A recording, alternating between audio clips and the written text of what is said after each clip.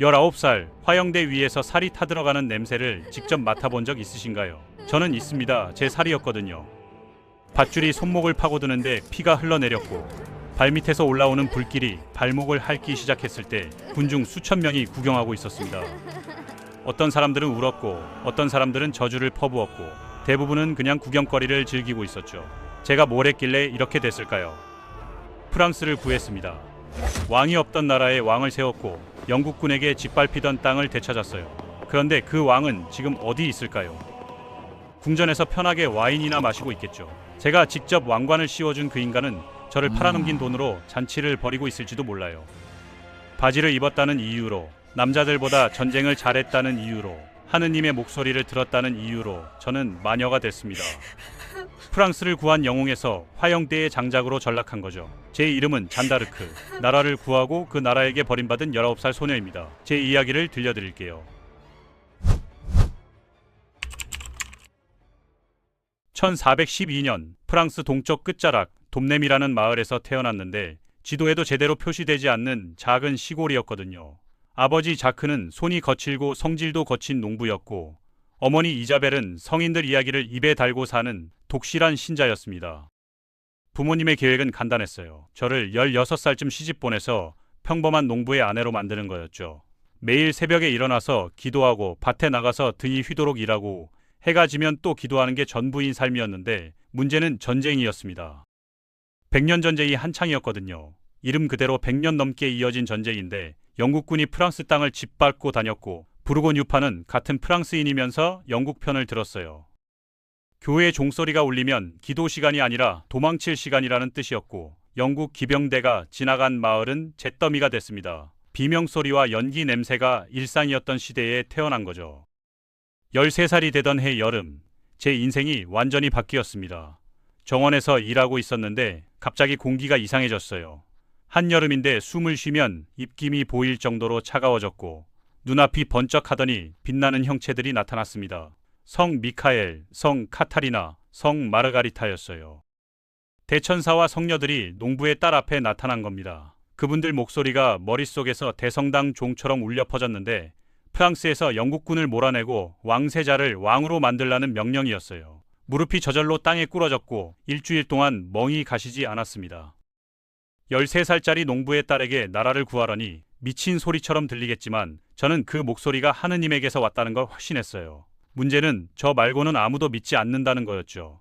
아버지는 제가 미쳤다고 생각했고 꿈에서 저를 군인들과 함께 보면 직접 물에 빠뜨려 죽이겠다고까지 했습니다. 마을 사람들은 저를 마녀 취급하기 시작했고요.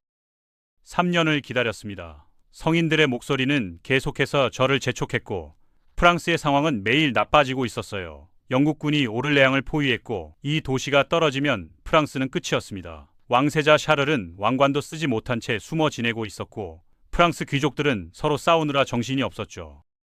16살이 되던 해 더 이상 참을 수 없었습니다.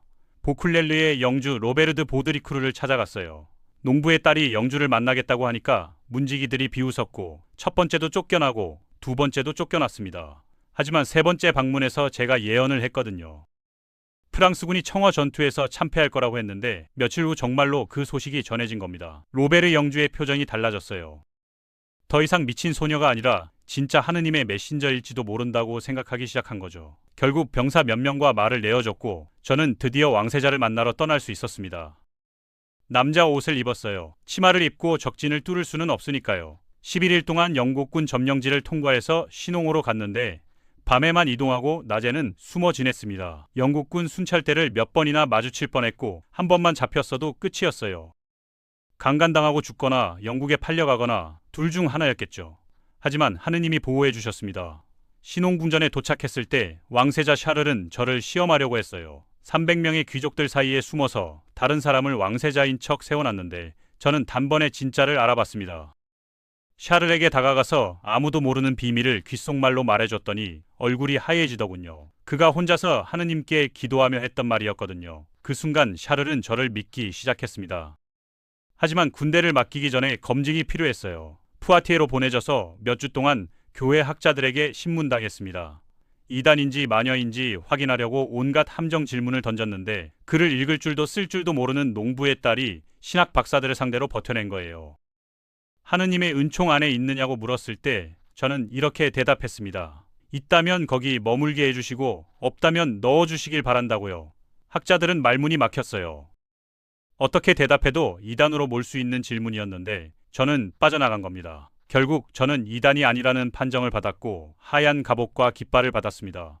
17살 농부의 딸이 프랑스 군대를 이끌게 된 거죠. 1429년 5월 오를레앙 앞에 섰을 때 가슴이 터질 것 같았습니다. 영국군이 도시를 포위한 지 6개월이 넘었고 프랑스군 장군들은 서로 싸우기만 하고 있었거든요. 저는 그들에게 소리쳤습니다. 지금 당장 공격해야 한다고. 하느님이 우리와 함께 하신다고요. 장군들은 코웃음을 쳤어요. 전쟁을 뭘 안다고 계집애가 나서냐는 거였죠. 하지만 병사들의 반응은 달랐습니다. 그들에게 저는 하느님이 보낸 기적이었어요. 화살이 빗발치는 전장에서 하얀 갑옷을 입고 깃발을 흔들며 앞장섰는데 솔직히 무서웠습니다. 하지만 뒤를 돌아보니 병사들이 저를 따라오고 있었고 그 힘으로 버텼어요. 9일 만에 오를레앙이 해방됐습니다. 6개월 동안 꿈쩍도 않던 포위망이 17살 소녀가 나타나자마자 무너진 거예요. 사람들은 저를 오를레앙의 처녀라고 불렀고 프랑스 전역에 희망이 퍼져나갔습니다. 오를레앙은 시작에 불과했어요. 자르조, 메엥, 보장시, 파테이까지 연전연승이었습니다. 파테이 전투에서는 영국군 최정예 장공병 부대를 괴멸시켰는데 프랑스군 사상자는 수십 명인데 영국군은 수천 명이 죽거나 포로로 잡혔어요. 영국군 사령관 테벗도 생포됐고요. 제가 직접 칼을 휘두른 건 아니었습니다. 저는 깃발을 들고 병사들에게 용기를 줬고 하느님의 뜻이라며 장군들을 설득해서 공격 명령을 이끌어냈어요.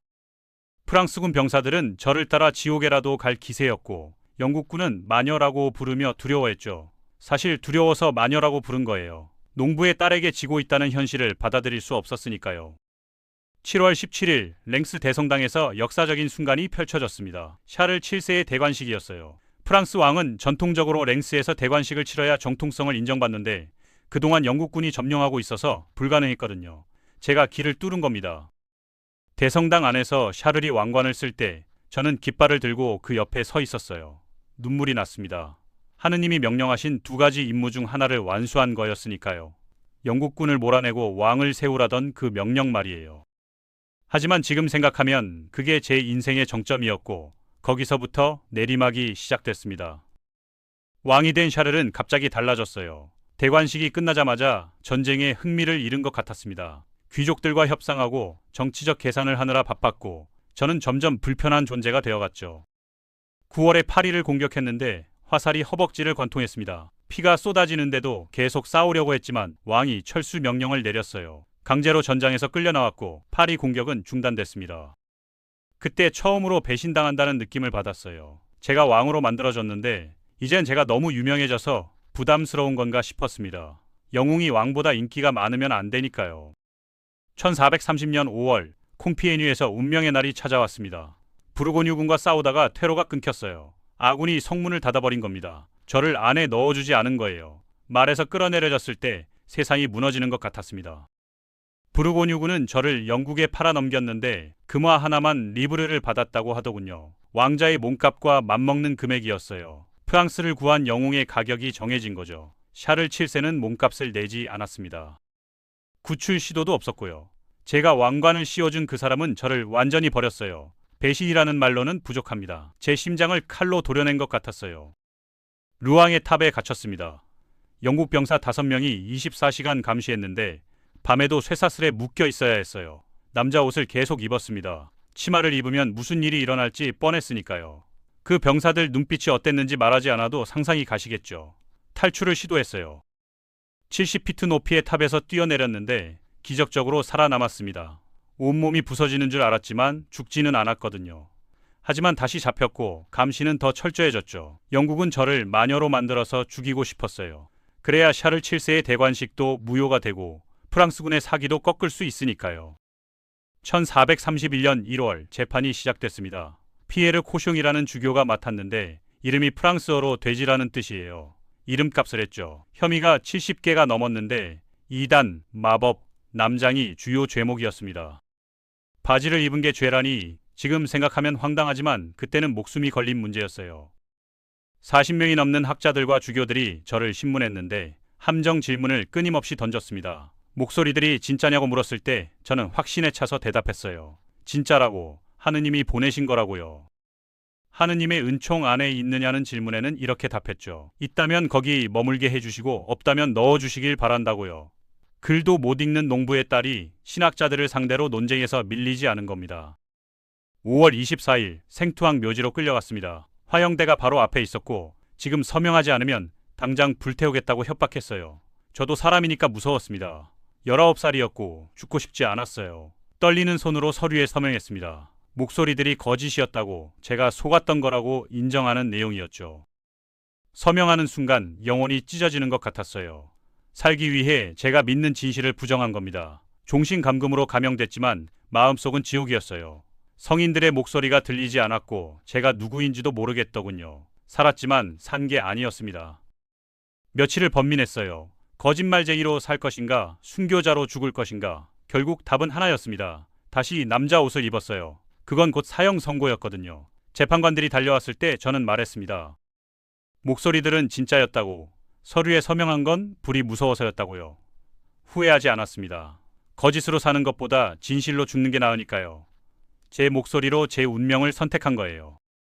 1431년 5월 30일 아침 루앙 광장에 화영대가 세워졌습니다. 1만 명이 넘는 군중이 모였어요. 하얀 옷을 입혀서 끌려 나왔는데 모자에 이단자, 배교자, 우상 숭배자, 재범자라고 써있더군요. 기둥에 묶이고 장작에 불이 붙었을 때 십자가를 달라고 소리쳤습니다. 영국 병사 한 명이 나무 막대기 2개를 엮어서 건네줬어요. 그걸 눈앞에 들고 예수님 이름을 6번 부르며 죽었습니다. 연기가 폐를 채웠고 불길이 살을 태웠지만 마지막 순간까지 믿음을 버리지 않았어요. 영국군 병사들 중에도 우는 사람이 있었고 한 병사는 성녀를 태웠다고 중얼거렸다고 합니다. 영국군은 제 죄를 생강에 뿌렸어요. 유물이 남으면 숭배의 대상이 될까봐 두려웠던 거죠. 하지만 이미 늦었습니다. 제가 죽고 나서 프랑스군은 더 거세게 싸웠거든요. 마녀라고 부르던 소녀를 영국이 죽였다는 분노가 전장을 불태웠고 22년 후 100년 전쟁은 프랑스의 승리로 끝났습니다. 샤를 7세는 왕자를 지켰지만 저 없이는 그 왕좌에 앉을 수도 없었다는 걸 역사가 기록하고 있죠. 1456년 교황청이 재심을 열어서 저에게 무죄를 선고했어요. 25년이나 지나서야 마녀가 아니었다고 인정한 겁니다. 재판은 사기였고 코슝 주교는 파문당했죠. 1920년에는 성인으로 인정받았습니다. 마녀에서 성녀가 되기까지 거의 500년이 걸렸지만 결국 진실이 이긴 거예요. 13살에 하늘의 목소리를 들었고 17에 전쟁터에 나갔고 19에 불에 타 죽었습니다. 글도 못 읽는 농부의 딸이 나라를 구했는데 그 나라에서 버림받았어요. 왕에게 왕관을 씌워줬는데 그 왕은 손가락 하나 까딱하지 않았고요. 마녀라고 불렸지만 성녀가 됐고 몸은 제가 됐지만 이름은 600년이 지난 지금도 살아있습니다. 프랑스 곳곳에 제 동상이 서 있고 영화와 책과 노래로 제 이야기가 전해지고 있어요. 불가능해 보이는 일도 믿음이 있으면 해낼 수 있다는 것. 하지만 영웅에게도 해피엔딩은 보장되지 않는다는 것. 그게 제가 남긴 이야기입니다.